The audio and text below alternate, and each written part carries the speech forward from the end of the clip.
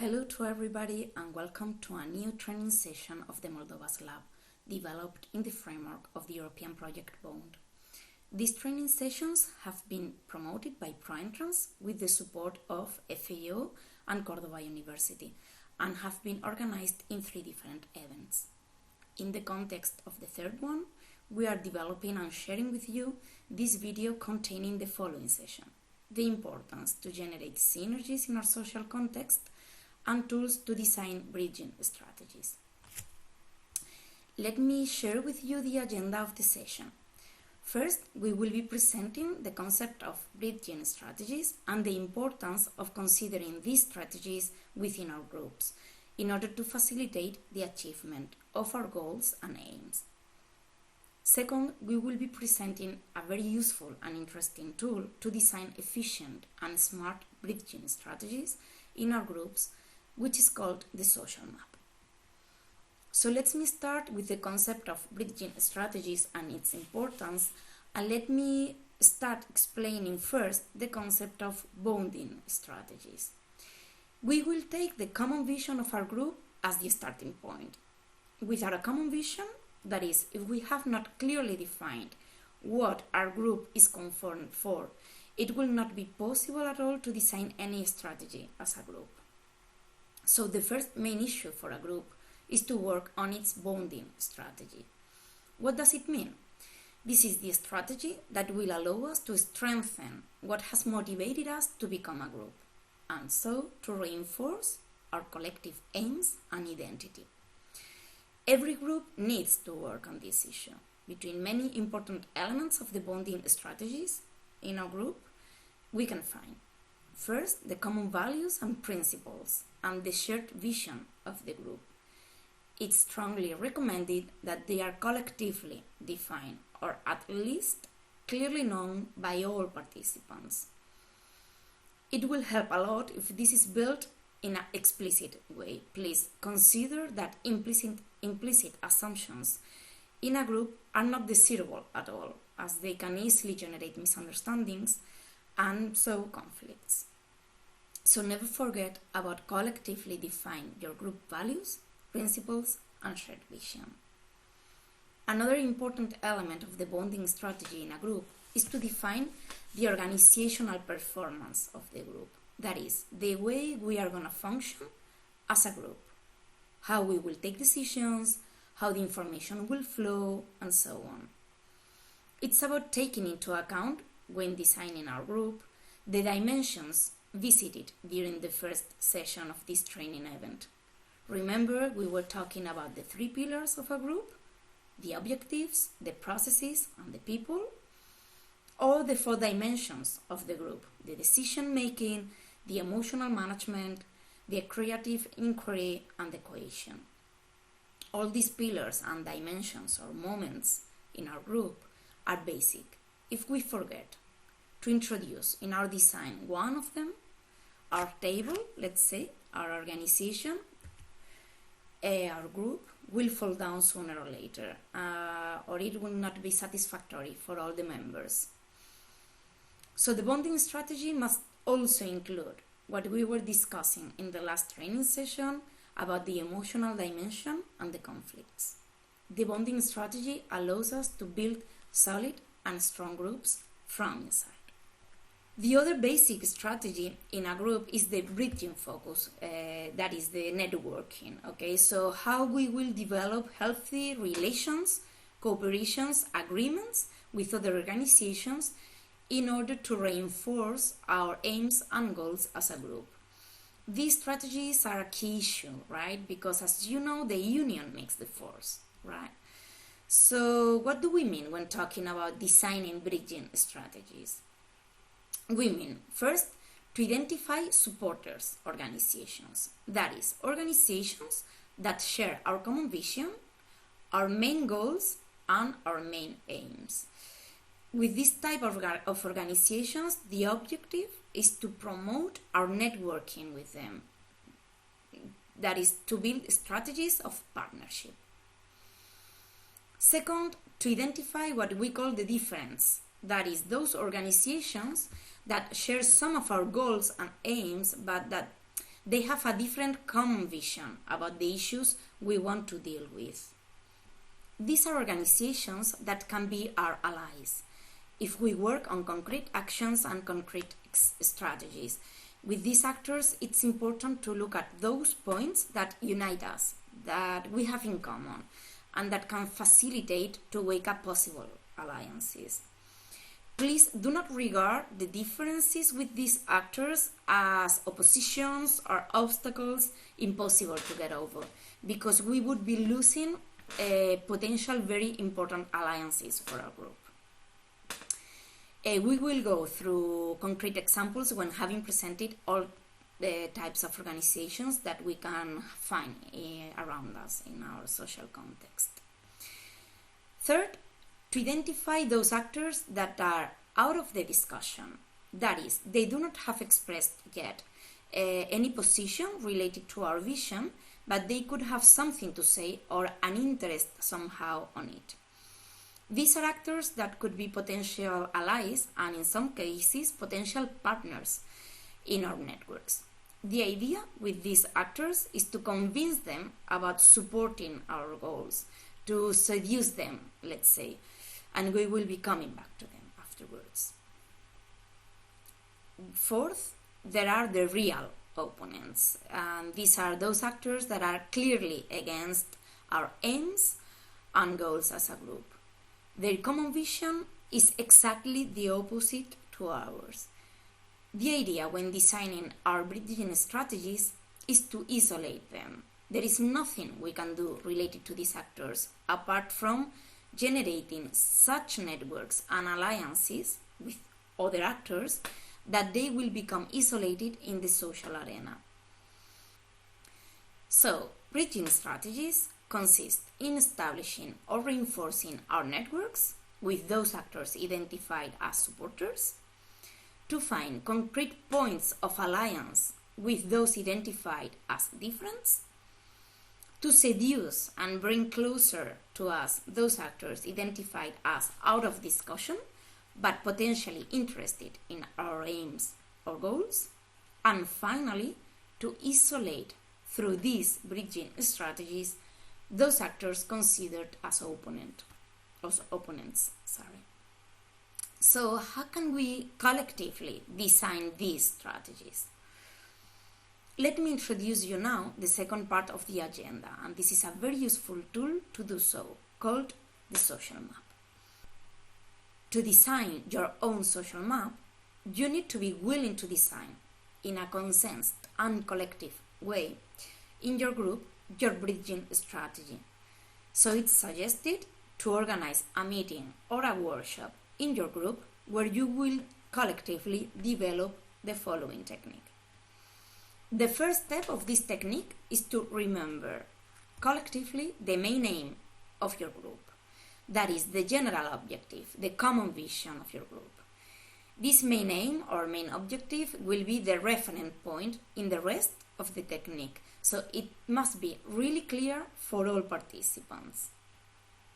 Let's imagine that this main aim is to promote and defend agroecological family farming sector in our country. We will be developing the technique using this example, okay?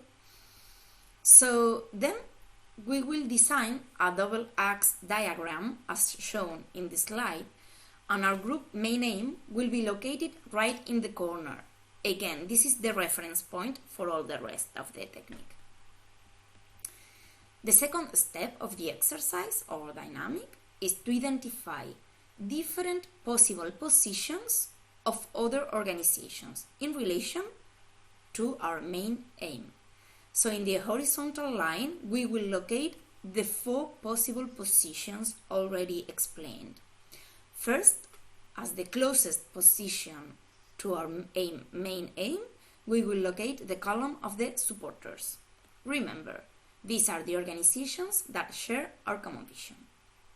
In our example, they would be those organizations that also aim to support and defend agroecological family farming sector, right?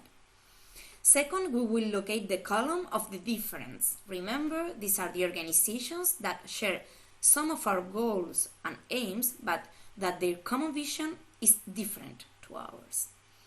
In our example, this would be, for instance, the column to locate those organizations in our social and political context that support and defend family farming in general, but are not centered in the agroecological proposal, right?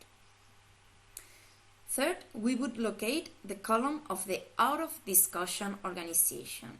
Remember, these are those organizations that might have something to say about our common vision, but have not a position on it yet, or at least they have not expressed it yet. In our example, this would be, for instance, urban ecologist organizations or responsible consumption organizations that have not established any links with our ecological family farming organizations, but that could be interested in case of getting contacted, as we could find some points of interest in common. Fourth, we would locate the column of the opponents. Remember, these are those organizations that are clearly against our common vision. Following our examples, this would be those organizations clearly against our ecological family farming needs and proposals. In our example, we could identify, for instance, big multinational retailers or seeds agrochemicals companies, for instance. In order to facilitate this technique, to make the design clearer, we will differentiate three types of organizations when identifying them, whatever the column is, right? First, we will differentiate if they are institutions, using a triangle to represent them. For instance, governments at different scales or levels, public or private administrations, such as universities or research groups, etc. Second, we will differentiate those that are formal organizations using a square. For instance, NGOs, farmers' unions, all groups identified that are formally set up. Finally, we will differentiate those that are non-formal organizations using a circle. For instance, neighborhood initiatives or seeds exchange networks. We will use a circle when identifying groups that are not formally set up, but that bind people together with a common goal, right? So in this second step of the technique, we will make a list of organizations that we can identify in our social and political context that correspond to the different positions related to our common vision or goal: supporters, difference, out of discussion, and opponents. And we will identify them using the symbols suggested: triangle for institutions, squares for formal organizations, and circles for informal organizations. We will make a list as it is shown in this slide, different type of actors in the different columns. In the example, we would have institutions located in the supporters column, a peasants research group, for instance, the Ministry of Rural Development in the difference column, and the Ministry of Agriculture in the opponents column, because the strategies and the discourses of these institutions show they are located in these positions related to our aim. Remember, defense of the agroecological family farming sector. The same for the formal organizations. In our example, we could find a food sovereignty NGO as a supporter, a family farmers union as different, when they do defend all type of family farming, but not only agroecological ones, or a seeds multinational company as opponent. For non-formal organizations, we would do exactly the same. Identify which ones we could find in each column.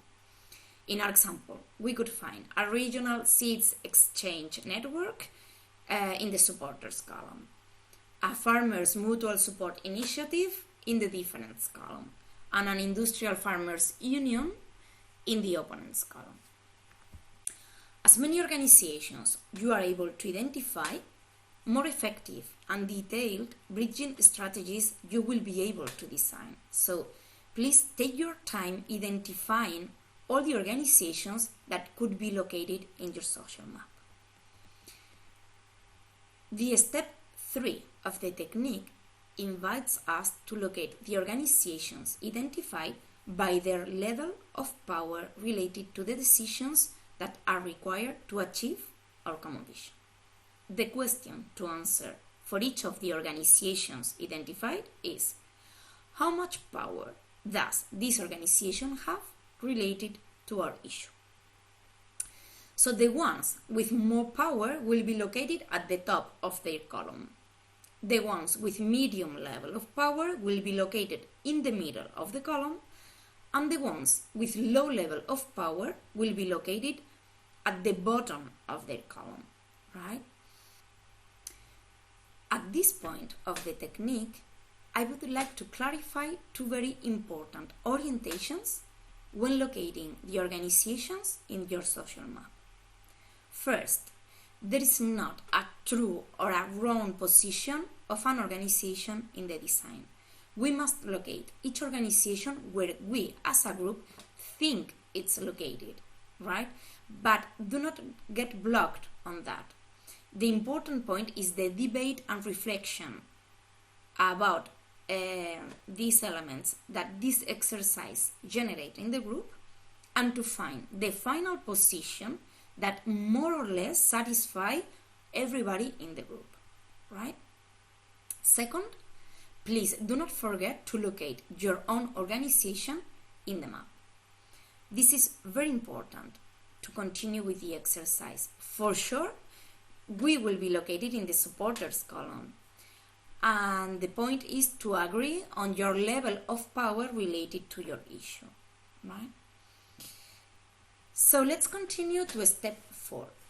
This step is about to identify the relations that there are between the different actors identified, different organizations identified.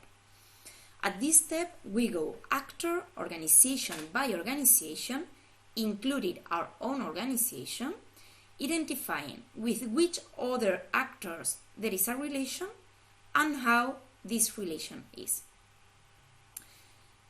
If there is no relation between two actors, then we do not write anything on the map.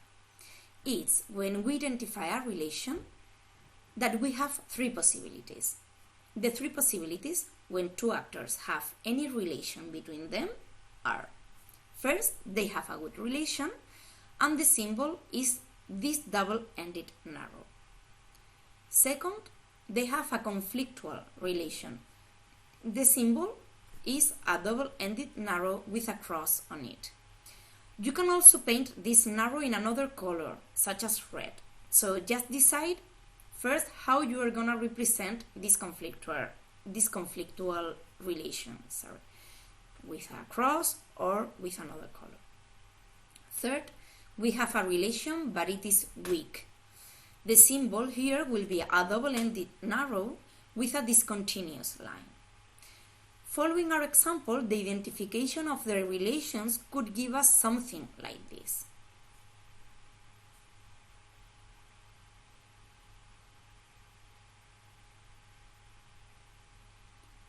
After these steps, the map will be finished. And now it's the time to read the map and try to identify the strategies that we can design after the information it gives to us.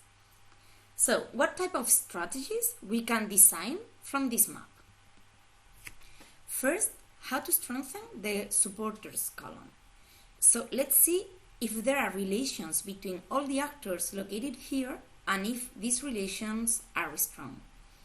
Our strategy should go to facilitate that we have a relation with all the actors located here and that these relations become strong.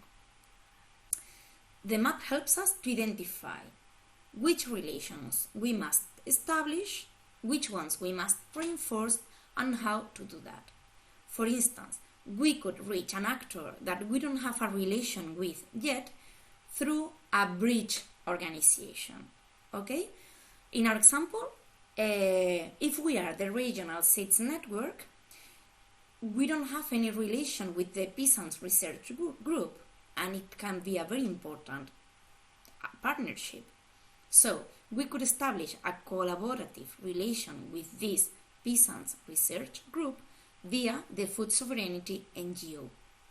Then we should be designing what to do to establish this relation. And for instance, we think that we could invite to our next seeds exchange activity to this NGO and ask the NGO to invite the research group to this activity.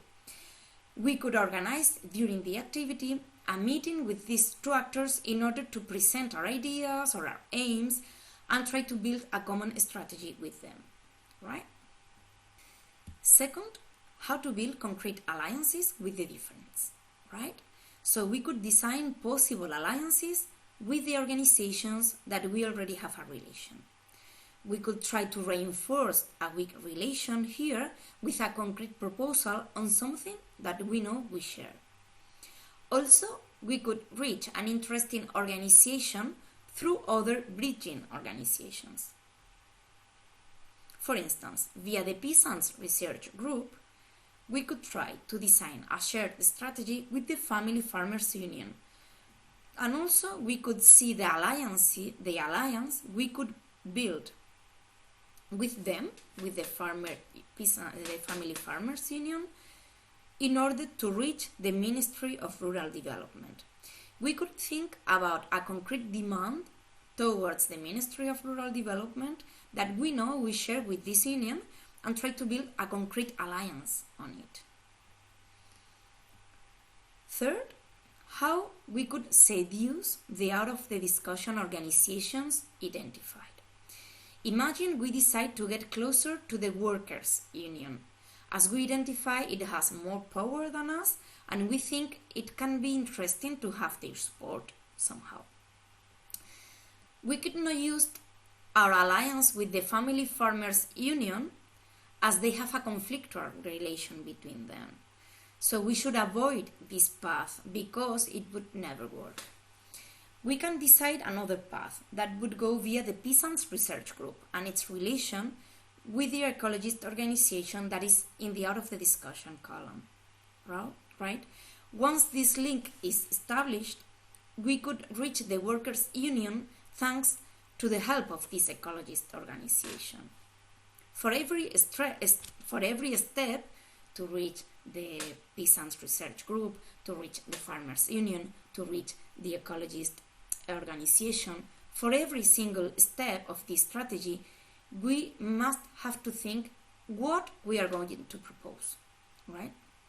For instance, to reach the ecologist organization, we could suggest to the Peasants Research Group to organize a public journey on biodiversity, family farming, and agroecology, and to invite this ecologist organization to this journey, to this activity.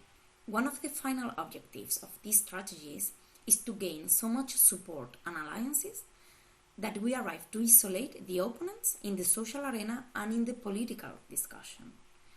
This is the case of succeeded social processes that made governments change political regulations. For instance, in France, the support of the government to family farming sector and the agroecological approach was a somehow success after many years of bridging and advocacy between the supporters' organizations. Also, in many cases, these social processes have generated a shift in public discourses of powerful actors, such as multinational companies, for instance. Think about the greener image that most of them are trying to transmit via new logos, advertisements, and so on. It's been a consequence of this sort of strategies from the organizations that really supported this approach. It is strongly recommended to develop this tool periodically, every year or every 6 months, depending on the time frame that we have established for our bridging strategy. The development of this strategy will generate movements in the social map, so repeating its designing every year or every 6 months will allow us to identify new positions, new actors, new relations that will influence the designing of new strategies and the modification of others. It will allow us to evaluate the degree of success of the different actions implemented and so learn during the process. Also, I would like to affirm that the potentiality of this tool is bigger while we are developing it and getting used to it. So these are the contents and the tool related to designing bridging strategies that we wanted to share with you.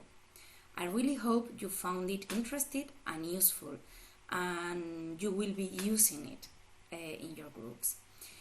As in other occasions, this video will not finish here, as we wanted to suggest a practical exercise to be prepared before our next session. The exercise we suggest to bring down is the following. First, we invite you to identify one bridging strategy or activity that you have developed in the last year and another one strategy or activity developed since the COVID-19 crisis started in the framework of your organization. Please, we invite you to characterize each one of these strategies or bridging strategies or activities by detailing the bridging strategy or activity itself, what for it was developed, who with it was developed, and how you have developed each one of them. We will be using your experiences to analyze the type of strategy and their efficiency. Second, we invite you to identify at least 2 organizations that you would locate in each of the quadrants of the social map of your organization. Before thinking about the organizations and their location, please be sure you have clearly identified the aim or the main goal of your organization in order to facilitate the location of the others. So you are invited to identify organizations that you would locate as supporters, differents, out of discussion, and opponents related to the concrete aim of your organization. You are also invited to locate these organizations depending on their level of power in relation to the decisions that are affecting somehow your aim. We also invite you to locate your own organization in this map, right? So please bring this analysis to the following online practical session to be held the 6th June, and we will be working with your contributions in the different exercises to be developed. Thanks really a lot for your attention. We really hope you have enjoyed it and you have found it useful. And please take care of yourselves and your people, and really all the best. Thanks, and see you.